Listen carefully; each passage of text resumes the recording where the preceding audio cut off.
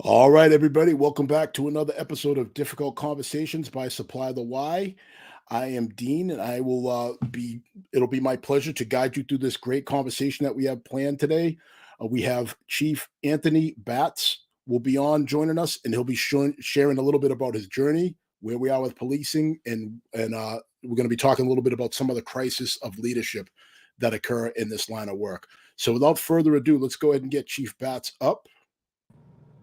Chief, how you doing? Good. Tony, please. That chief thing was a while ago, but I appreciate that. All right. Well, you earned it. So, but we'll call you whatever you like. But you certainly earned that title. Very few of Yes, us sir. get to wear that moniker. I got you.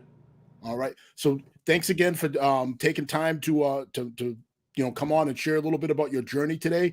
If you could you talk to us a little bit about how it all started for you and why you got into law enforcement? Take a very complicated story to make it short. My parents are from the South, so one came from Mississippi, very tough community at the time, Philadelphia, Mississippi, and then my mom came from Jacksonville, North Carolina.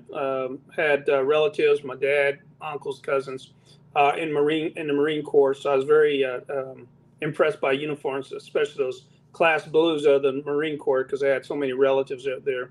But I also grew up in the 1960s, and I grew up with Malcolm X, with Martin Luther King, and a lot of progressive activists. And I was impacted during my generation, or for my generation, what Martin Luther King, excuse me, as I stutter here, Martin Luther King was trying to get across was the fact that they were pressing for us to be able to go inside of institutions. And that actually impacted me. And I remember when he lost his life when I was 8 years old. And I asked my mom, I didn't know what he was really about at 8 years old. I just knew he was an important man. And I knew that he had just lost his life and was assassinated. And I remember, and I was a little confused because I remember seeing pictures of people who looked like me being bit by dogs and water hoses and all the things that took place during the civil rights movement. And then this man who was of importance lost his life. And for whatever reason, my mom would say, I asked her a question. I said, at 8 years old, I asked her, does anybody care whether I live or die? Young person who looks like me. And probably not totally understanding where I was coming from, but not understanding my environment and the social upheaval that was taking place at the time. My mom said, why don't you grow up and become the answer to that question?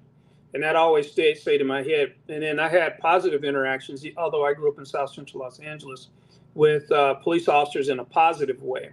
And that impacted me also, which led me to become a LAPD Explorer Scout, and then an intern for other police departments, and eventually signing up for Long Beach Police Department. But I really wasn't going to be a police officer. I was going there to save up enough money for about 3 years to go to law school. And I kind of, in the back of my mind, I kind of had the thought process of defending people in the Supreme Court, kind of like Thurgood Marshall, who had an impact on me also at the same time. After doing that about 3 years, I said my calling is law enforcement, ended up staying into it and ended up doing a total of 35 years. And of that, about 12 years as a chief of police at 3 different departments. One that I grew up in the town that I went to college at, and I was a police officer there for 27 years. Then that's Long Beach. And then I visited up to Oakland for about 2 years.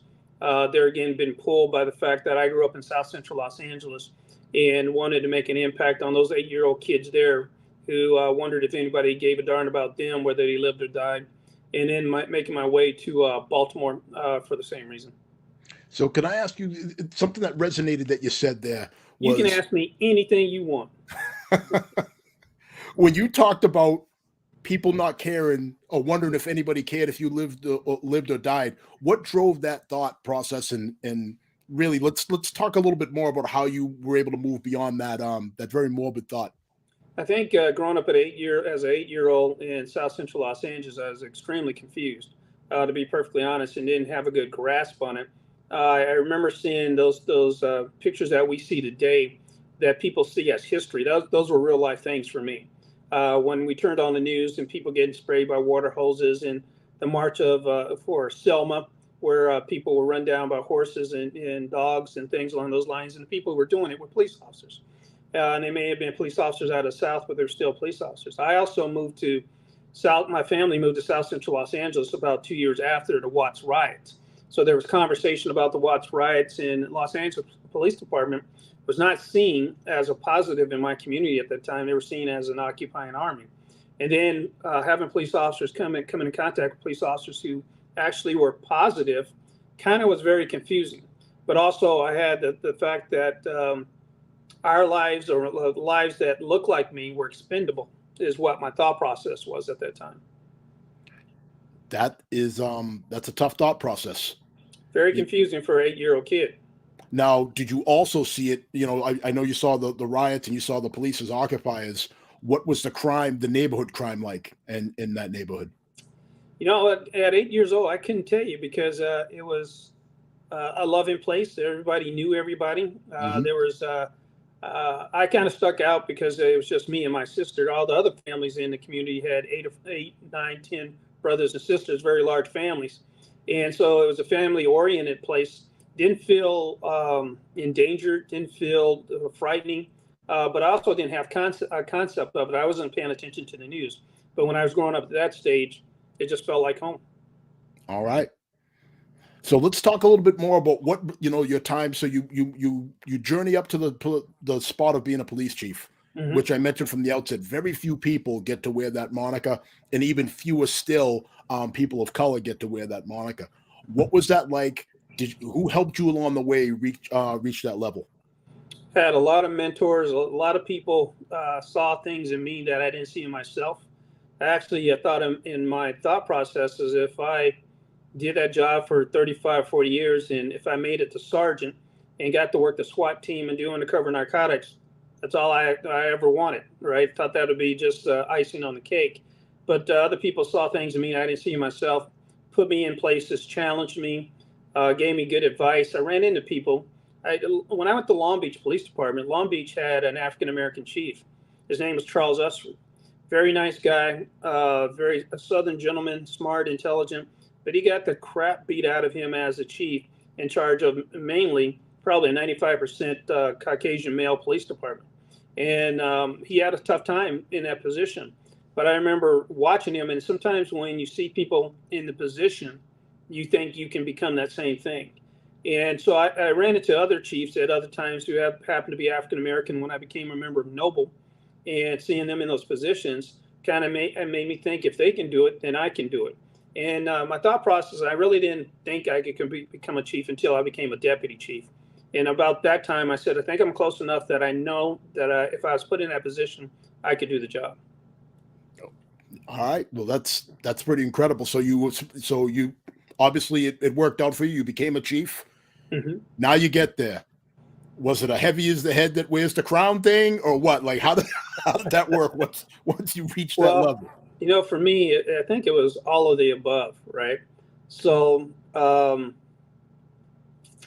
remember when I got the call at 6 a.m. in the morning, and when I tested for chief, and I tested against 9 internal candidates. And if I remember correctly, I was the only minority in that testing. But I had made myself, through my perception, very qualified. Never wanted anybody to say I got anything based on the color of my skin. Is that I earned it, and I worked hard at it, and I was diligent at it, and I had the education for it, and I tried to get the tactical experience for it, and I tried to get the task force experience for it. So I tried to work and do the right things and be in the right places for the job and the opportunity based on my skill level and my knowledge and my capabilities. And I got the call, and when I got the call, I thought I was ready for the job. To tell you the truth, before I got the job, when I was 41 years old, we had done a testing when I think I was about 36 or 37. I was a deputy chief. And in the meeting with the city manager, he asked me, did I really want the job? And I said, no, I didn't. And he was kind of offended. And he says, what do you mean you didn't? And I said, I'm not ready to take that job at this point in time. I said, I'm honored that you would even listen to me or sit down with me, but my skill level is not at that place right now for me to take and do that job. And I wouldn't be able to do it at the level that I wanted to. And I think when we finished talking, I think he appreciated my honesty. But by the time I was 41, I stepped in that job. I had experienced enough things at that executive chief level that I thought I was pretty sure that I could be fairly successful at that job, at building a team and having to go in the right direction. And we were fairly successful for 7 years. That's incredible that you get to the point, they offer you the job. And then, I mean, were you just in it to gain experience in the process? Or did you realize once they offered it to you that the lights were a little bright and you weren't quite ready? No, I already knew I wasn't ready, but I had senior people come to me and said it would be a mark of disloyalty if you don't put yourself in the process, right? And my thought process is, why am I going to waste time going through the process? I know I'm not at that level to do that. It wasn't a spotlight. I just needed more experience to go into that job. There again, like I was telling you, I didn't want to be put in the job just because. I want to put in a job because I could get the job done, right? And when I sat down with him, I'm going to share with him, he asked the same question, why'd you apply?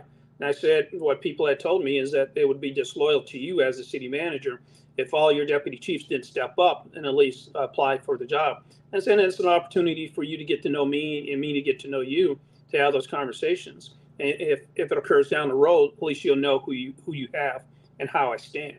And I was okay with that. And if he wasn't okay with it, that was okay too. I knew that I needed to get more experience, and to do the job well, I needed that time. All right, that's interesting. So, folks, I'm going to take a pause here. You're on with Difficult Conversations by Supply the Why. We're here with Chief Batts.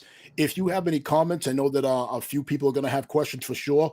Please try to make them short and sweet, because if you write War and Peace, it's going to be very difficult for me to sift through everything that you write to get to the question that's buried in there somewhere.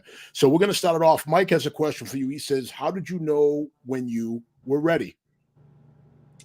I think that's an individual thing for individual people. I have friends that have made chief at 34, 36, and gotten fired at 40. Right, or lost that job at that time, and now it's impacting their retirements. I have guys who made it at 32, 33 and been very successful. I think that's an individual thing that you have to know inside of you. Can you, being a chief for me in the cities that I was in, at least the first city, Long Beach, I think it's kind of like playing chess on 8 different levels all at the same time. And if you're able to handle that, and playing chess, one, with the city council, playing chess 2 with your command staff, playing chess 3 with your troops within the organization, playing chess with the community, playing chess with press, and all those things are going on all at the same time.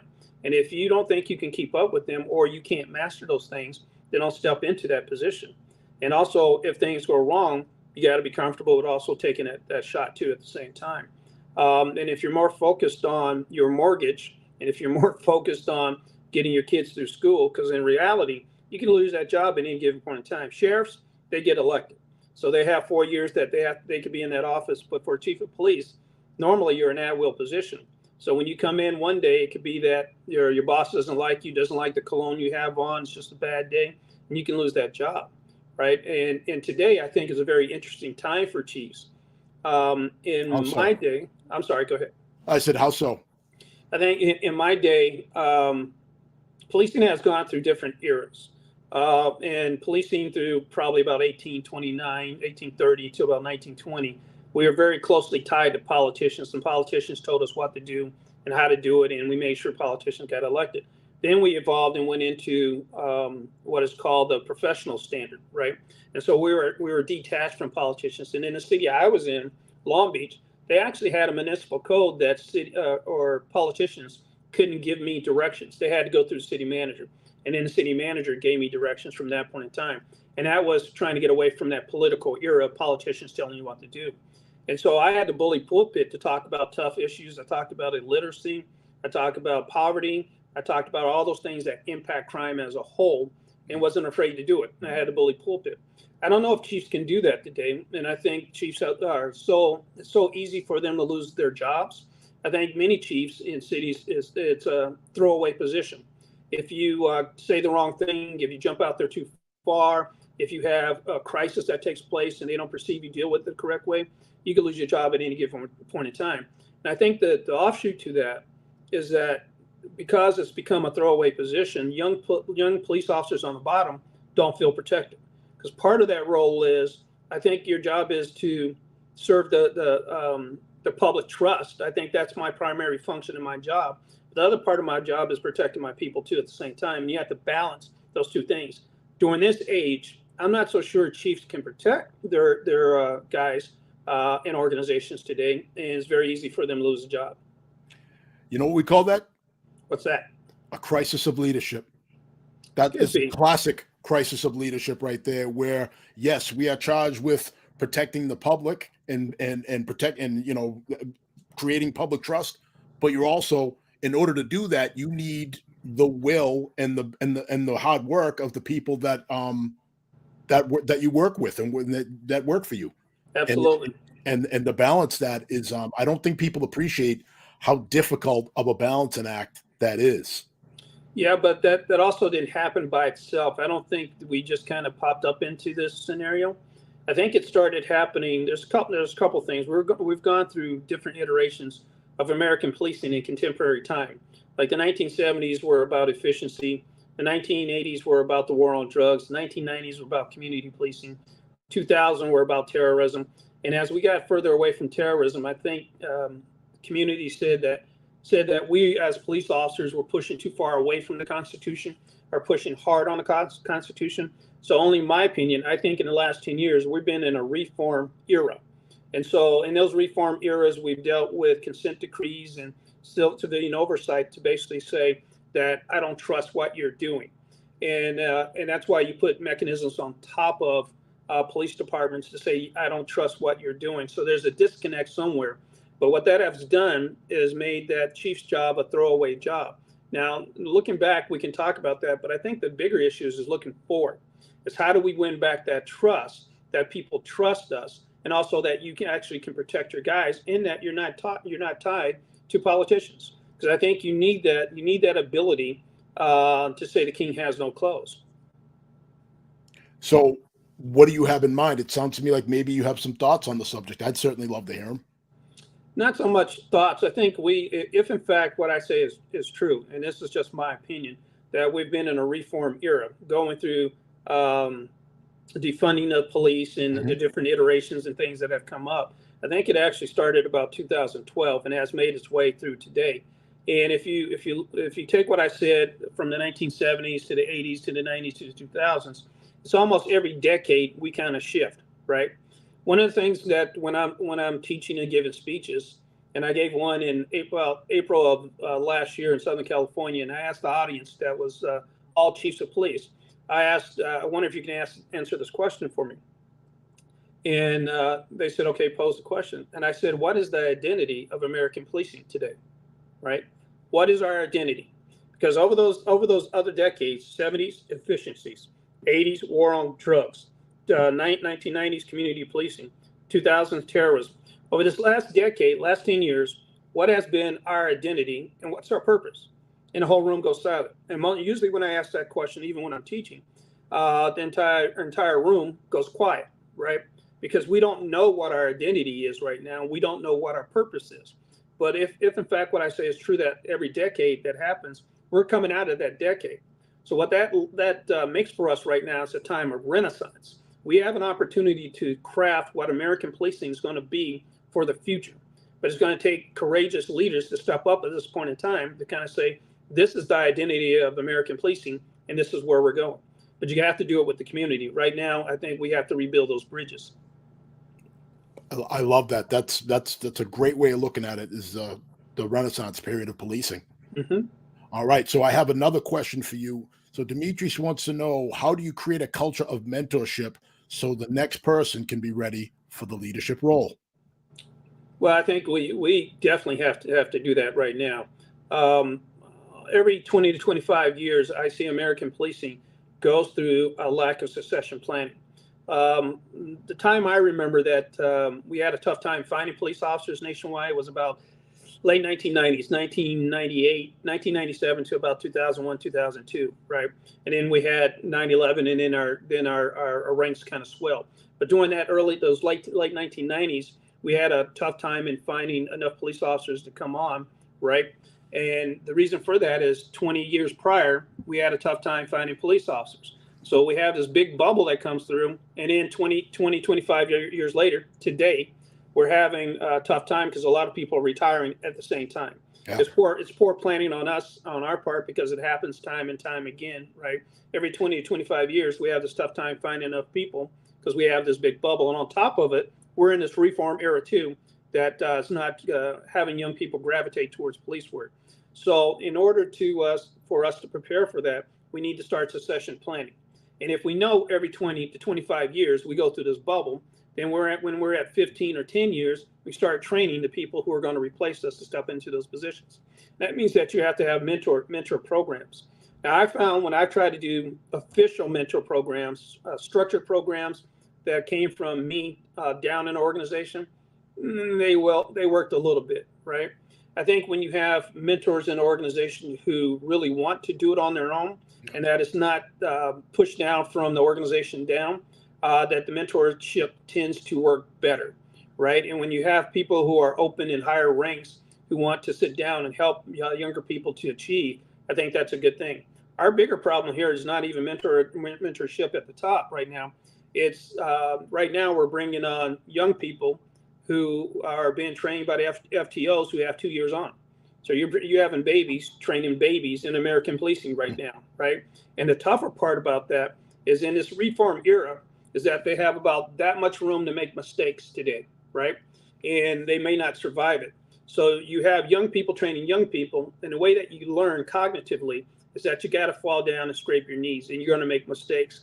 But America doesn't have that room right now, in my opinion, that allows these young police officers to make those mistakes. I think that's a bigger crisis of mentoring is in the front door as compared to the senior leadership in our organizations. We can have that. I think we can survive that, but mentorship should be done. And if you don't have mentors inside your organization, if you want to move up, get mentors outside your organization. I look for mentors, and when I was coming up, and I wanted to focus on being very good at the rank that I was. I looked for a lieutenant. If I was a sergeant, I looked for lieutenants inside my organization or outside that were very good at what they did, or people said they were good. And I went and asked them questions. What about this? What about that? How do you do this? How do you do that?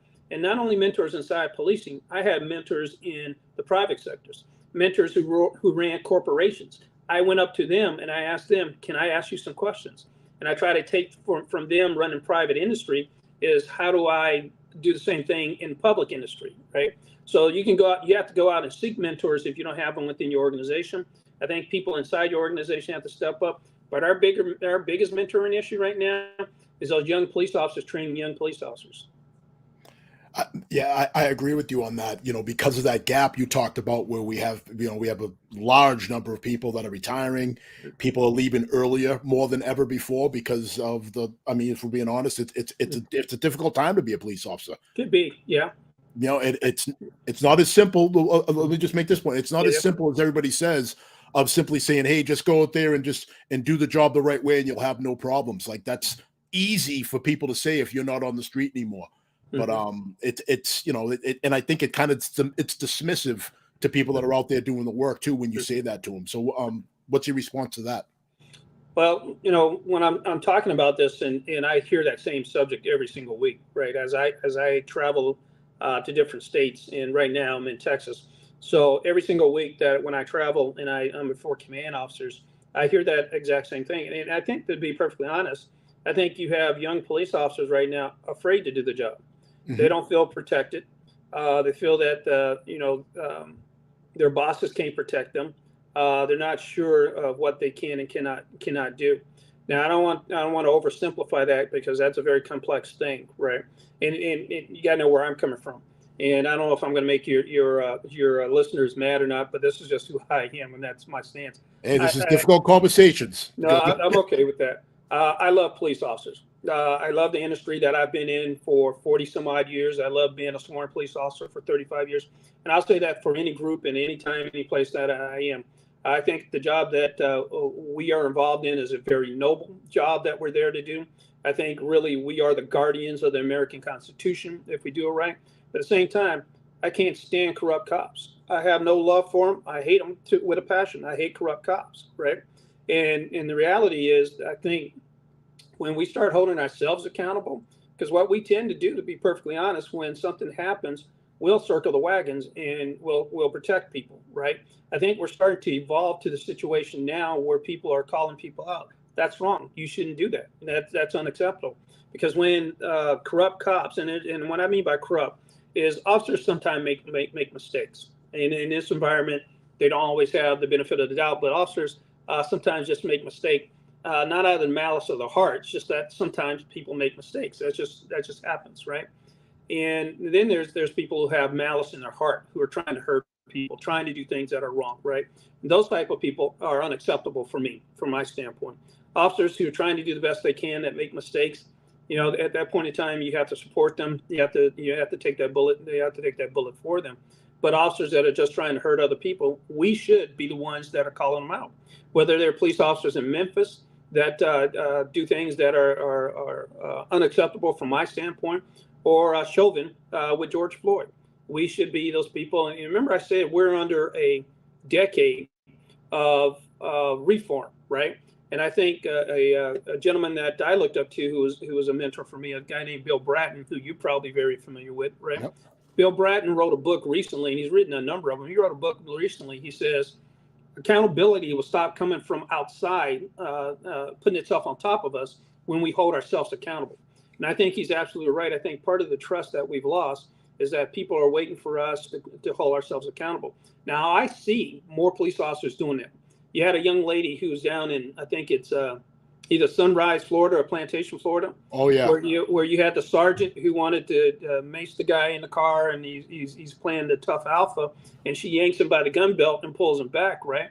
Because whatever that sergeant does, it's not only going to affect him, it's going to affect those officers that are around him, right? If they don't take any positive interaction, they're going to lose their jobs too at the same time. And she took that risk with him turning around, grabbing her by her throat, right, and telling her don't ever touch him again. But I think that's what America is looking for, is that when we see things that are wrong, is that as those guardians of the Constitution, we address those things as wrong.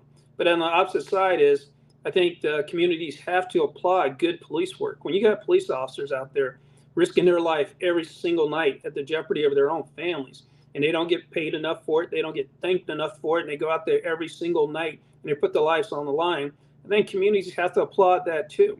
Not every police officer is out there trying to hurt people, and I think that they need to be recognized, and they need to be put up as heroes, the ones who do a great job out there, and that's the vast majority of them. I love it. So we got a couple comments here. So Mike says Chief Batts is dropping knowledge. So I know about that much.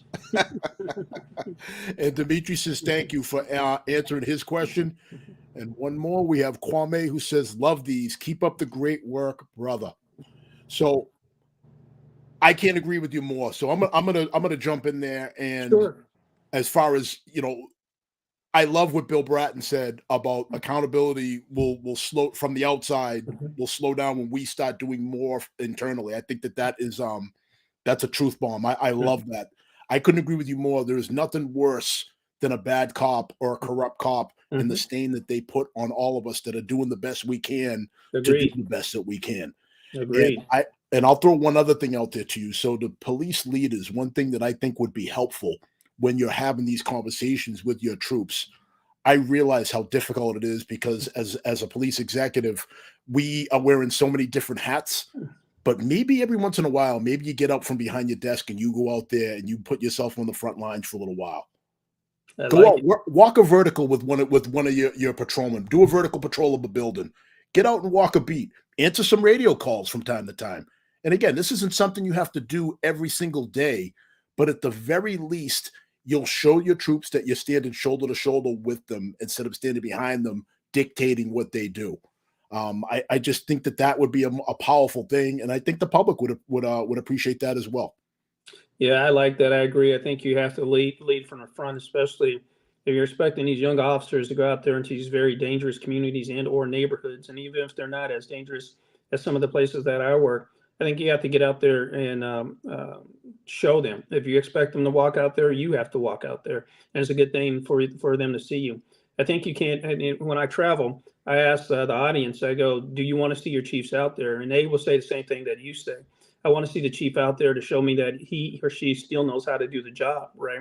I don't expect them to be out there all the time. But then this is a part, and I try to get out there as much as I possibly can. And like in cities like Baltimore, I was out there on Friday nights and Saturday nights and connecting with the guys and getting myself in trouble over different things and stuff that chiefs probably should stay out of the way with. And when what the guys would say when I was asking them, they would say, well, not only should the chief come out there and do the work and arrest people if he needs to, but he should book them too and do the paperwork also. And I never thought about that as chief. When I was out there and I did whatever I was doing, I would get out and handcuff the person, call for a unit, then come by and pick them up, and they would have to book them. And they said, if you're going to do that, do the booking yourself. And I go, if I had to do it all over again, that's exactly what I would do, is walk through the process myself. Well, there's an expression for that up here in the Northeast. It's if you catch them, you clean them. That's right. Exactly. Right. So, yeah, I think that you should. And again, that's not just. It's not just about just doing the job. It's about understanding what we're asking of our officers too. Mm-hmm. There's no secret that paperwork now is greater than it's ever been. Gone are the days where I came, I saw, I arrested, and that's your report. It's 3 lines. Like now. And I'm guilty of it too. Like you want your people to write these comprehensive reports and you want them to have all these different elements in there. And that stuff takes time. And you're expecting them to do all this and then get right back out there and answer their calls in a timely fashion. Well, I think if we're doing all of this, then maybe we have a better idea of how time consuming that some of these things that we're asking of our officers truly is. I agree with that. And I think another piece that with the limited time that supervisors and chiefs have as a whole is also, remember, I keep talking about these babies training babies, and I don't mean that as offensive, but when you have a young rookie been trained by an officer who's been on 2 years or 1 year, they're still learning the job too. They're just getting off training wheels. And because of that, I think what we also have to be is not only on top of that paperwork and all the writings as supervisors and chiefs, that we also have to be teachers, and we have to teach every single day. And I think in those roll call meetings that we have every single day, they have to be learning opportunities. We should be showing YouTube videos and walking through those, what you should and should not do, and have conversations. We should be going through case law to educate them on case law so they understand case law today and know it. There's a question I ask on a weekly basis of command officers. I ask, raise your hands if you think we have police officers out there who don't know the law. Every single week, 100% of the hands go up, right? And so if in fact we have officers out there carrying guns who don't know the law, who have been trained by younger people, then I think it becomes incumbent upon us to start mentoring. And the mentoringship is not for promotions. The mentoringship is teach them the law, that they understand the law and know how to do the job, right? So every single day should be YouTube videos and having conversations, case law based on those YouTube videos. And so these young people understand the law so they can survive this job today. Because you guys have that thing called that body worn camera, right? That body worn camera records everything that you're doing. It records the good things, but it also records the flaws. And if you have people who don't know the law, they're going to put themselves in jeopardy. And if we allow people to go out there who don't know the law, that falls on us as command and leaders, supervisors in the organization. Well, great point. I'm going to bring this up really quick, and then I got to hit the chat. We got some great questions that are waiting for you. So another crisis of leadership is now we're also in the era of do more with less, right? People are asking so much more of their police officers. They're asking us to wear all these different hats, but the funding is dwindling, and people are talking about defunding altogether. So you know as well as I do, one of the first things that gets cut when you have funding crisis is training. Can't be.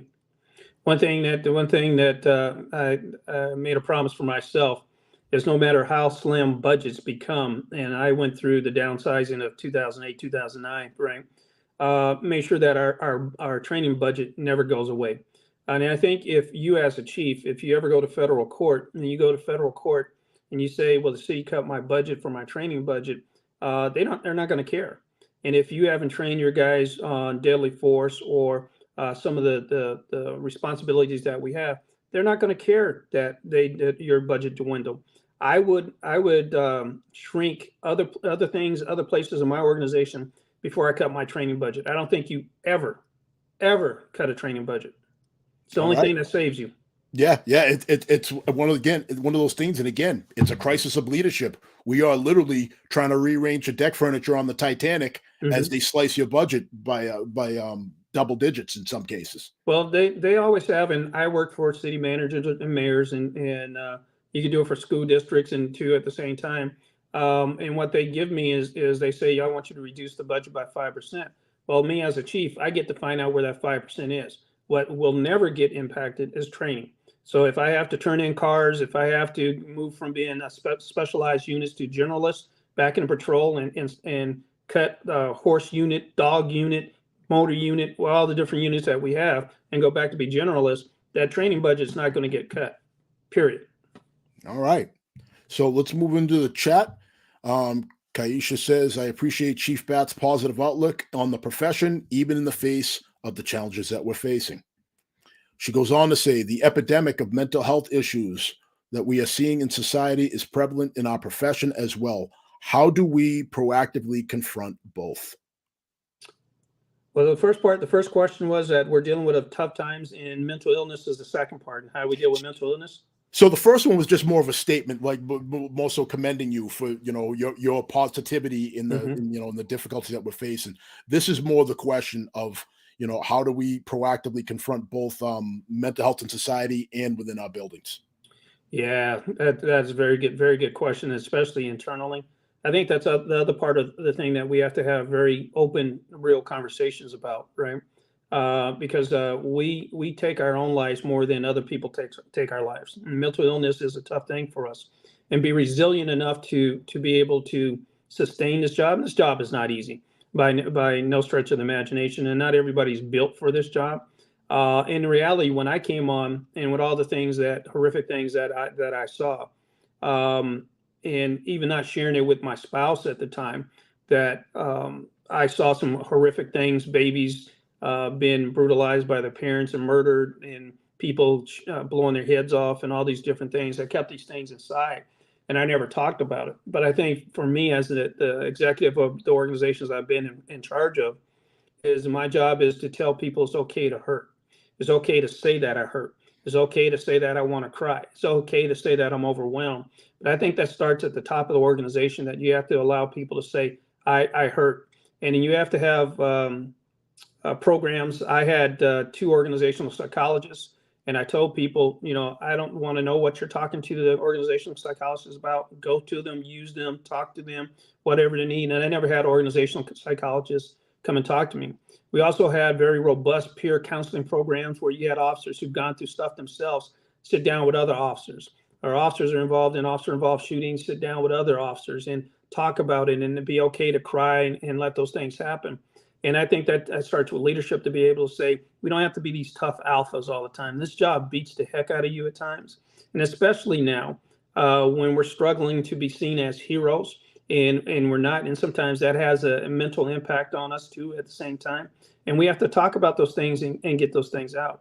We also have to make sure that, especially now, because we have these large vacancy rates in police departments, that we don't burn these officers out. We have a very difficult choice right now, right? We have so much of a vacancy rate because of the stress and strain of this job, and the fact that we don't have large numbers of people coming in. So do you burn out your people in mandating them to work overtime, which destroys their families and cause deeper mental issues and depression and anxiety? Or do you bring in people not qualified to do the job to fill those vacancies so you don't burn out your people, right? That's the life of an executive right there, right? Nothing is black and white and in those gray. And my opinion always is, you never drop your standards, because you're going to pay the price in the next 5 or 6 years. So then you're going to have to find balance for your officers, so they don't work too much overtime. And that may mean, depending on the size of your organization, I come from larger organizations, that you move away from those specialized units and get more people in patrol. And then it may get to the point where you, as a chief, have to stand up and let the public know, my guys can only do so much, and we may not be able to do everything that we used to do once upon a time. And we may shift some calls for service to officers who can take them over the phone, or take that workload that way. But we just can't keep pushing these officers to the limit. We will respond to emergency calls, but we may not respond as fast to when you get your lawnmower stolen out of your garage or your bicycle taken, because we have to balance the safety of these officers. The other point for us in mental illness is the vast majority of our calls are with mentally ill people. About 2008, 2009, there was a concept that started in law enforcement. It was called all hazards. And all hazards meant that we had to be prepared for everything, whether it was truancy, mental illness, or major natural disasters, whatever it is, we had to be trained for everything. And I don't think that's really possible. That was a nice concept to talk about, but I don't think we can handle everything. We're not built to handle everything, right? And I think that we have to start having conversations that every solution is not police centric. That some of these other calls have to go to professionals, and a lot of police agencies are having mental health professionals ride around in cars with police officers. They're having civilians go out there and make contacts with the homeless on their own. So we're shifting into a different phase. But I think the question about mental illness internally and externally is huge for us. It's a central core for a lot of police officer involved shootings, right? So that means that we have to make sure that we work on how to address those things. And when you go to a scene, is to kind of slow down, take a deep breath, get into their reality, right? Calm down, don't yell at people, slow down, keep your distance and your safety, all the things you're taught in CIT training. As compared to internally, we have to train supervisors to recognize when your employees are having a tough time. And if you have a really good relationship with your employees, when you know them more than what their name is and how many kids are, when you really, really know them and you've taken the time to know them, you can look in their eyes and see that they're off balance. But it takes a different type of leader, a leader that spends time with their people, knows their people. And I kind of tell people, and I don't mean to offend anyone, but I think you truly have to love your people. You truly have to love them, right? In their families and the impact that happens to all of them. Sorry for the long-winded response. Man, it's your world right now. So I was just sitting here. I was going to catch a Holy Ghost in a second, because I'm telling you, like, well, that piece about loving your people. I mean, that is very true. You have to have a deep. It's got to be more than just they just work for me. That's right. And you got to get to know them. I think it's important to get to know what's important to them. I think that gets lost sometimes too. Yes. That if you're not having these conversations with people and you're not getting to know what drives them, what motivates them, what their goals are, so forth and so on. How do you motivate them? How do you keep them in the Inspire fight? them. Yeah, and then the last piece there that you talked about was that another crisis of leadership is that we're expected to wear all these different hats, but we also don't want to burn officers out. I mean, I don't know what it's like where you are, but I know up in the Northeast, we never had problems finding police officers. I mean, when I first tried to get on, thousands and thousands of people wanted this job. It was, I mean, if you didn't get like a 98 or higher on the test, you could forget it. Now we have people leaving police departments to go do other things, to go be firefighters, to go. Some people leaving to do trades. It's something that nobody's ever seen before, and I think it is because of that burnout factor. Because of that, we're expecting you to do all of these different things that we're not built for, and quite frankly, we're not equipped for. And it seems like all of society's problems end up getting dumped on the police when people can't figure out exactly what to do. And I think all of that is leading to where we are now.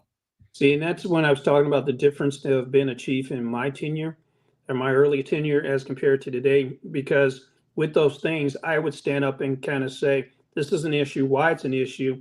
I would give the data, the stats, and the scientific data that's behind it. And then I would say, this is the direction we're going for this reason. And I was supported in doing that. I think young chiefs now may not have that support. If you stand out there, and you don't see a lot of chiefs standing out there right now. Some of the senior ones are, only because we're in that era where chiefs are throwaway and they're not protected. And so they also are a little concerned about sticking their heads up at different times. So I think it's more than just a lack of confidence in leadership. Our systems right now are in that place where not only police officers are held extremely accountable, but their bosses are held extremely accountable. And if a police officer makes a simple mistake out in the field and the boss didn't know about it, the bosses are also relieved of their position too at the same time. If that makes any sense. And that's just in that reform era that we're in right now. I think for me, and it may not be happy for politicians, we need to get back to that position where police chiefs are supported so they can support the organization, but they also have to hold people accountable.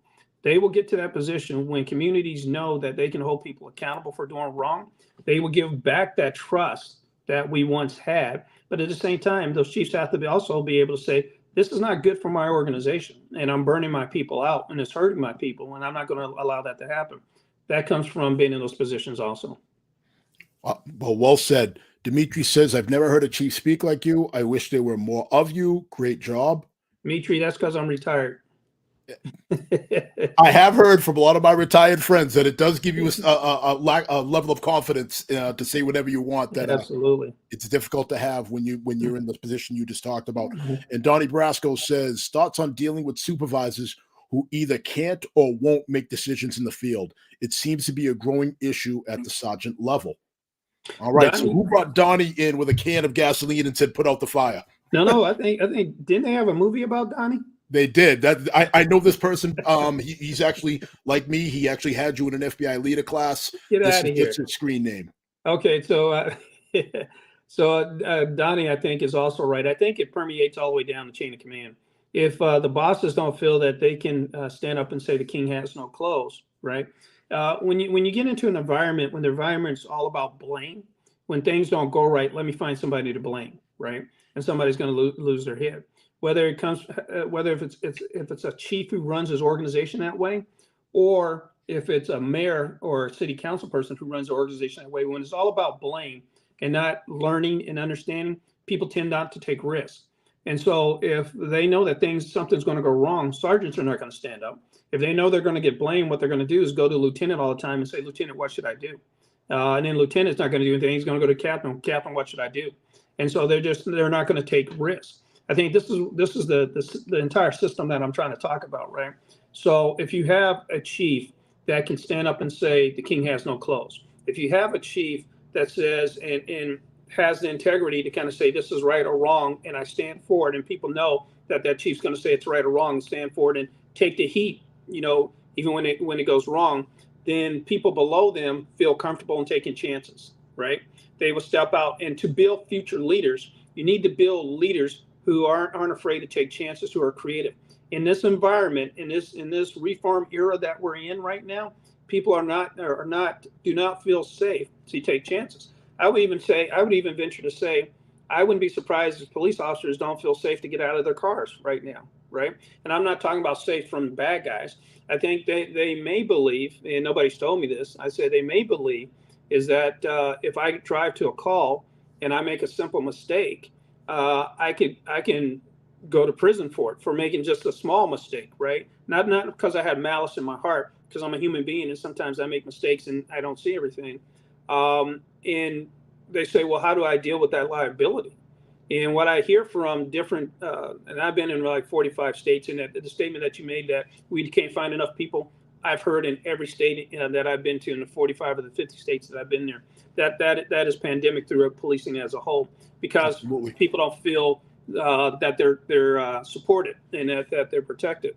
And where I was going with that is if police officers don't feel safe, that their bosses are going to protect them, that when they do something and they make a simple mistake, that chief's going to stand up and say, I support my guys, they're not going to take those risks. And it's a systematic thing.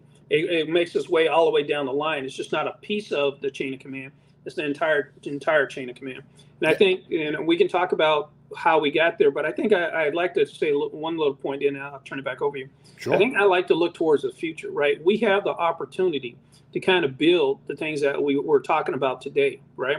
But it's going to take courageous leadership. It's going to take us holding ourselves accountable. It's going to take leaders and chiefs of police in those positions saying that this is a new day and we're building a new type of policing.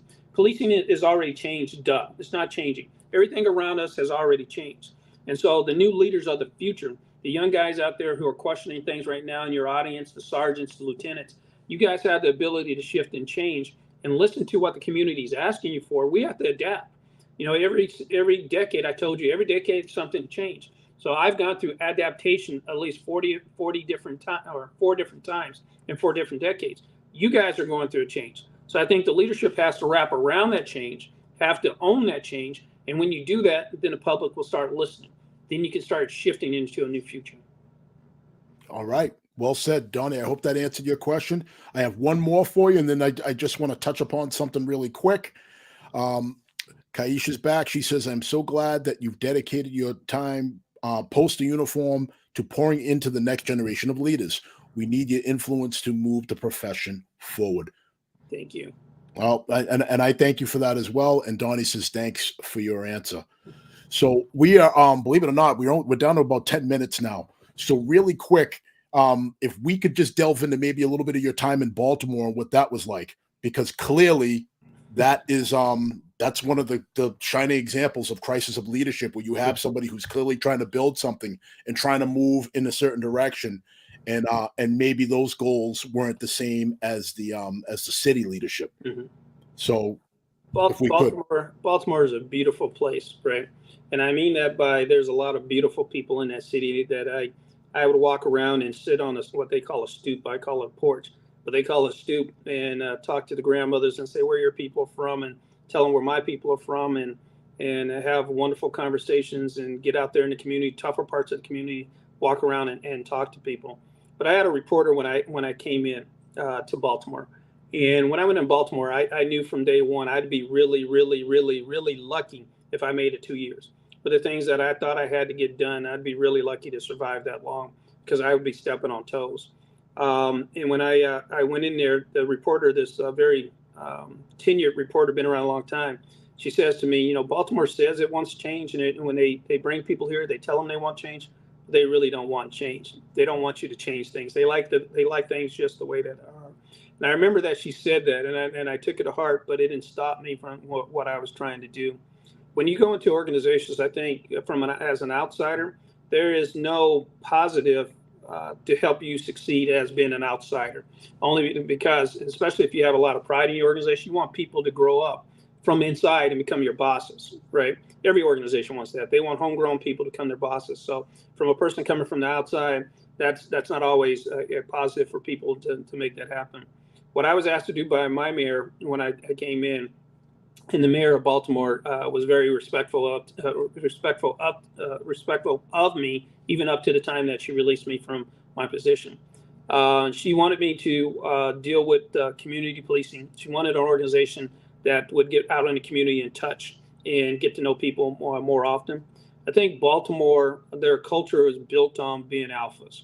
And what I mean by that is when they come across conflict out there, I'm gonna overcome that conflict, right? I'm gonna do whatever it needs to do. And that was culturally in their DNA from that standpoint. Sure. And it is a tough town. Baltimore is a very dangerous town. It is a very tough town in certain places in that city, but also a very wonderful city too at the same time. And as I tried to move forward with those things, I think we actually made some positives. I had to push out some old school people. I had to force people to retire. I had to deal with politicians that I thought they had their fingers in the organization. I would get calls from politicians that would say, hey, I known that kid's family for 30 years. He's a good kid. You should hire him. He didn't pass his background, but I'll tell you, he's a good kid and you should hire him. That's not happening. I get called from politicians that said, oh, I think this guy should be a sergeant, a lieutenant. I've known this family for a long time. That's not going to happen, right? And so I wanted to build a merit system. But every time I said that's not going to happen, that was pissing people off. Very powerful people I was pissing off. And so I also knew that was my job and my responsibility. And then I kind of stepped on toes because much like what I'm talking tonight, I started talking about illiteracy rates. I started talking about poverty. I started talking about segregation. I started talking about deep-rooted racial issues that were going on. And all those things impact crime. People may not see that, but it all impacts crime in my job, right? And so they would often tell me, stay in your lane. But where I grew up as a chief, that is my lane, to talk about all those things. And it didn't always make people happy. And so on and so forth. And I'll sum up that I enjoyed my 3 years in Baltimore. I enjoyed working for the people there. I enjoyed the officers, and they may have saw that I was kind of tough and that I pushed them. But my real goal was just to kind of build the pride back into that organization to be one of the best and to hold themselves at a higher level. All right. Well stated. Last question. If you could sum this up in about 2 minutes. So it is from John. John wants to know, Chief, how important is a strong PIO? And for those of you at home, that is a public information officer. Judy Powell speaks highly of the relationship she enjoyed with BPD. I have learned a great deal from her. So how important is that role of the public information officer, especially in today's age? not only just press information, how we deal with press information throughout the organization as a whole, I think is very important. And I would say that I think my organization was very successful at press information in Long Beach. And how we built that is being straight shooters. We call balls and strikes. We didn't try to hide from things. It worked for us. They didn't always print everything positive about us, but I think they knew we had integrity. I think it worked well in Oakland. Don't think it worked at all in Baltimore. Judy Powell was there with me in Baltimore. I brought her there purposely when I came in because she had been the person that I have worked with for 25 years. When I had a crisis, I pick up the phone and say, Judy, how do I handle this? And she had to work for, I think, like 6 or 7 other chiefs of police. So she had done a dynamite job. She was my chief of staff. But nothing that we did in Baltimore cut through what they were trying to achieve for themselves. And so all the things that had worked for Judy before, all the things that had worked for me before, I even brought in consultants to help us with relationships with PIO. It didn't make a giant impact. And why that's so critical is that if you're that straight shooter and the community knows that, if you're on the verge of doing a riot and a riot is bubbling and you stand up there in a microphone and you say, hey, this is what's happening and we're going to be honest, we're going to be open, we're going to be transparent, they believe you. But if they haven't gotten that through media, right, then you don't have their trust. And so that's how media is a very integral part of policing a city. But if they're on their own agenda, trying to do their own thing, it becomes a little bit of a problem. All right. Well, John, I hope that that answered your question. So, Tony, I almost called you chief. I know you told me not to. I like it. Last few minutes here. How can people follow you? What's important to you? What projects are you working on right now? Well, a lot of the stuff primarily I do is I out in the, as you were saying, in FBI lead, it takes up 60% of my time. 30% of my time I'm done with my own company, and then I'm 10% of the time I'm out doing speeches and presentations for different things that are out there. I think my biggest project is doing exactly what I'm doing here on this podcast, and every single week is going out having these tough conversations with command officers and police officers that are out there and trying to remind them what a good job this is, right? And the job's not built for everybody. And I know with the tough times, it's really easy to say, I don't want to do this anymore. I want to go do something else, right? But the reality is for me, this job that I've been a part of for 42 some odd years, put food on my table, a roof over my head, and sent my kids to college, right? It sent me different places. I enjoyed being a police officer. I think it's a very noble job to do. Everybody's not going to like you, and everybody's not going to give you the shadow of doubt, but there are a lot of people that are very supportive out there. And I also want you to know, even like communities that I grew up in South Central and in communities like Baltimore and or Oakland and or Long Beach, in every one of those communities, trust me, those people need you. They want you and they need you. But we lose them when we go in those communities. And if we don't play by the rules, then we lose them and we lose their trust. So I applaud you guys. My hat's off to you, and don't give up. And then for those of you that the job's not built for, then ring the bell and get out of the job. Because what those young people need right now are true believers, leaders who are zealots, who really believe in turning our industry around. And they need people who truly love going out there doing the job every day. So I applaud you. And I thank you for allowing me to come on and pontificate for an hour and with this long-winded things that I come up with. So I appreciate you and I thank you for your valuable time. Well, again, Tony, this has been fantastic, and this is why I've been reaching out to you and want you to come on, because you have so much to offer, and people need to hear your message. I mean, this is important stuff to those of us that are still trying to fight the good fight. We need strong people like you. We need people like Chief Craig. There are people that are in Massachusetts. Fred Leland. Dr. Dwayne Denmark. I don't know if you know those names.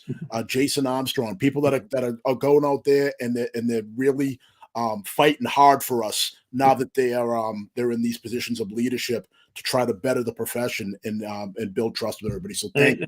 And I want one more. Do you want to stick a name in there? Is your name? And as you've done this podcast and bringing these people on and having these tough conversations and asking tough questions, I applaud your leadership too and what you're trying to accomplish too.